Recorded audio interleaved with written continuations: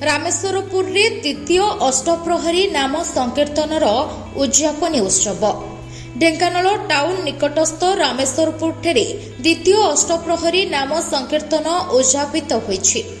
प्रथम दिन में कलश यात्रा अनुष्ठित होइथिला। कुंजरे ठाकुर मानकु 1 क्विंटाल रूपारे सजा जाइछि। रूपा मुकुट, रूपा मयूर, रूपा छता, रूपा ड्रेस, विभिन्न प्रकार रूपा सामग्री सह भोग लागि करा जाइछि। 15 तारिख शनिवार दिन नाम संकीर्तन करा जाई प्रसाद सेवन करा जाइथिला।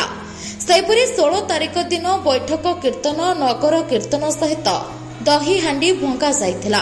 पूजक जगन्नाथ त्रिपाठी समस्त रीति क्रांति रे पूजार्चना करुछन्ते।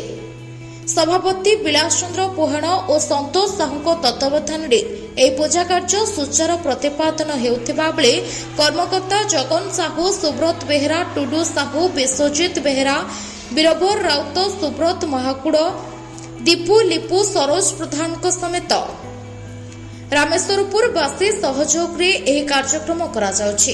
ब्यूरो रिपोर्ट संभव टाइम्स।